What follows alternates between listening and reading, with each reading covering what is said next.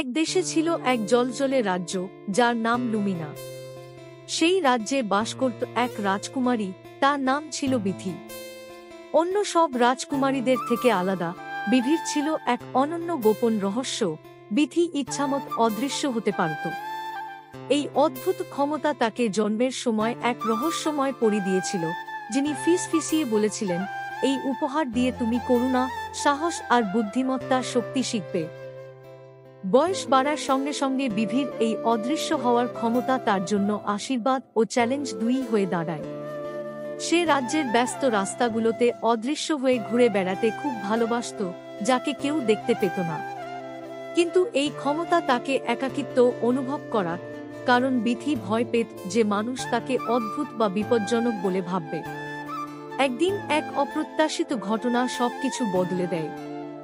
রাজ্যটি হঠাৎ এক শক্তিশালী জাদুকর মালভকের আক্রমণে বিপর্যস্ত হয়ে পড়ে। মালভক রাজ্যের সবচেয়ে মূল্যবান রত্ন লুমিনার স্ফটিক চুরি করতে চায়। এই জাদুকরী রত্নটি রাজ্যকে সমৃদ্ধ ও শান্তিপূর্ণ রাখত। স্ফটিকটি ছাড়া লুমিনা চিরকালীন অন্ধকারে ডুবে যাবে। মালভক এক জাদু দিয়ে স্ফটিকটিকে ছায়ায় ঢাকা এক দুর্গে আবদ্ধ করে, যা ভয়ঙ্কর প্রাণীদের পাহারায় ছিল। রাজা ও রানী তাদের রাজ্য রক্ষা করার জন্য সাহসী যোদ্ধাদের ডাকেন, কিন্তু প্রত্যেক প্রচেষ্টাই ব্যর্থ হয়। প্রাণীগুলি খুবই শক্তিশালী ছিল, আর দুর্গটি ছিল ভয়ানক বিপদসংকুল। বিথি সবকিছু দূর থেকে দেখছিল, তার মন ভারাক্রান্ত হয়ে উঠছিল। বিথি তার প্রজাদের কষ্ট সহ্য করতে পারছিল না। এক সন্ধ্যায় সূর্যাস্তের সময় সে একটি সিদ্ধান্ত নেয়। বিথি তার অদৃশ্য হওয়ার ক্ষমতা ব্যবহার করে দুর্গে প্রবেশ করবে এবং স্ফটিকটি উদ্ধার করবে। সবশেষে মালভককে পরাস্ত করতে পারে এমন কেউ আর কে হতে পারে যাকে দেখা যায় না। যাত্রার প্রস্তুতি নিতে নিতে বিধির বিশ্বস্ত সঙ্গী, এক কথা বলা বিড়াল ফেলিক্স, বিথি সঙ্গে যাওয়ার জেদ ধরে। তোমার সঙ্গী আর পরামর্শদাতা প্রয়োজন হবে, ফেলিক্স তার মজার হাসি দিয়ে বলে। একসঙ্গে তারা অন্ধকারের আড়ালে দুর্গের দিকে রওনা হয়। যাত্রাপথ ছিল বিপদে পূর্ণ। দুর্গে পৌঁছানোর পথ ছিল ফাঁদ ও জাদুকরি বাধায় পূর্ণ। কিন্তু বিথির অদৃশ্য হওয়ার ক্ষমতা অমূল্য প্রমাণিত হয়। বিথি আগুনের শিখা পেরিয়ে যায়, খাদের ওপরে লাফিয়ে যায়, আর ছায়াময় রক্ষীদের চোখ এড়িয়ে যায়।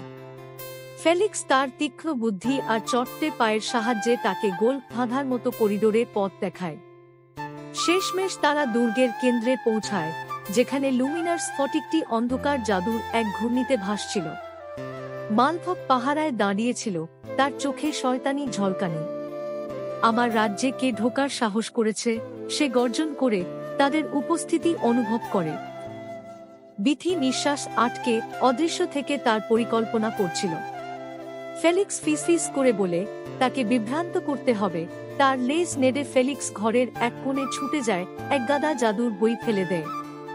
মালভক ফিরে তাকায়, তার মনোযোগ সাময়িকভাবে বিচ্ছিন্ন হয়। এই সুযোগে বিথি স্ফটিকটির দিকে এগিয়ে যায়, কিন্তু তার হাত বাড়াতেই ঘূর্ণির জাদু জ্বলে ওঠে, তাকে দৃশ্যমান করে তোলে। মালভকের হাসি গর্জে ওঠে। আহ, অদৃশ্য রাজকুমারী, তুমি কি সত্যিই ভেবেছিলে আমাকে বোকা বানাতে পারবে? তার সাহস জড়ো করে বিথি দৃঢ়ভাবে দাঁড়ায়।